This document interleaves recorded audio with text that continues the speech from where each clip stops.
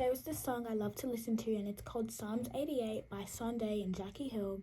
And I was like, I've never even read Psalms 88 before, so I should probably read it. And I read it and I realized it's one of the most beautiful chapters in all of Psalms. It's so real, it's so authentic, and a lot of people will say it's dark, a lot of people will say it's depressing, which it is, but I feel like a lot of people can resonate with the way the psalmist was expressing his feelings to God and with the way that he was crying out to God, and I really wanted to share it with you guys. And we're going to read up to verse 9, and it starts off by saying, Lord, you are the God who saves me. Day and night I cry out to you. May my prayer come before you. Turn your ear to my cry. I'm overwhelmed with troubles, and my life draws near to death. I'm counted among those who go down to the pit. I'm like one without strength. I'm set apart with the dead, like the slain who lie in the grave, whom you remember no more, who are cut off from your care. You've put me in the lowest pits, in the darkest depths. Your wrath lies heavily on me. You've overwhelmed me with all your waves. You've taken from me my closest friends. You've made me repulsive to them.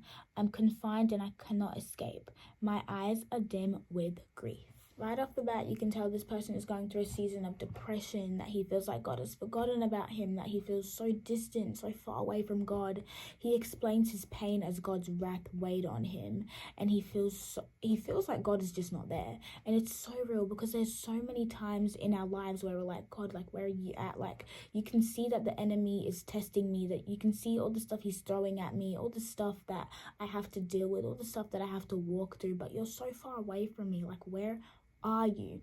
And after listing everything that he's going through to God, after basically blaming God for everything, I find it so beautiful and so real, because in verse 13 it says, but I cry to you for help.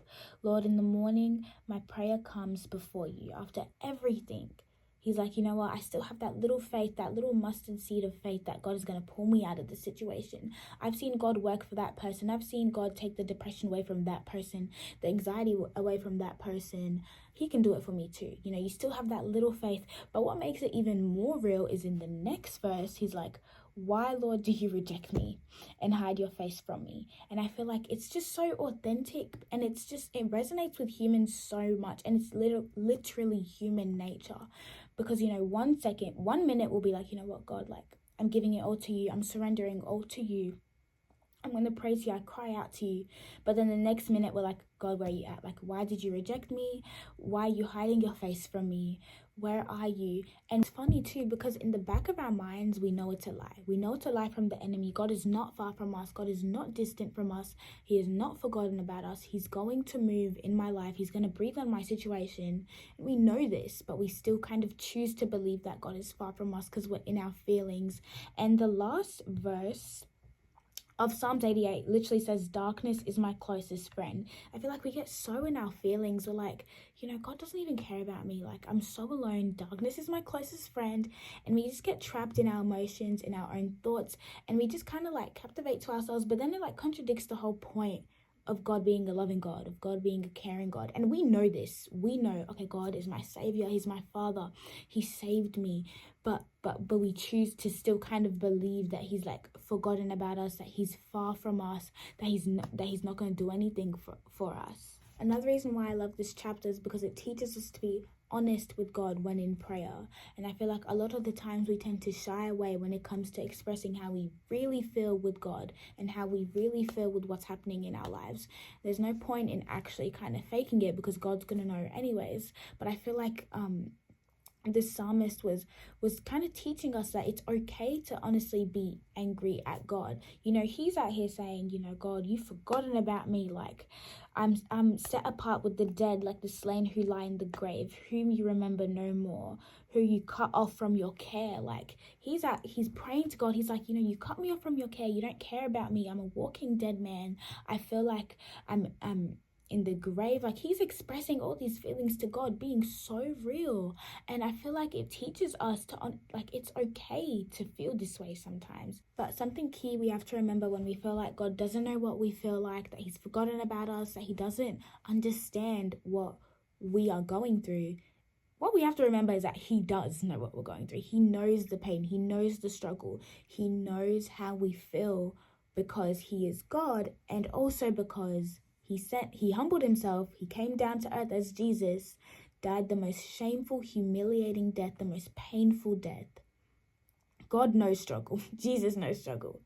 And I feel like we forget that. We genuinely forget that God knows pain. And I feel like we need to understand that, even though I'm going through a hard time, even though I'm going through hardships, God has never forgotten about me. He's gotten me up to where I am right now. And because I'm going through something doesn't mean I have to blame him for everything. I feel like sometimes we need to honestly take a look back and reflect and be like, wait, maybe I did this to myself. Because honestly, sometimes it's not always spiritual. Sometimes we just mess up and we blame everything on God. And I feel like God honestly deserves a break. Like, we need to stop.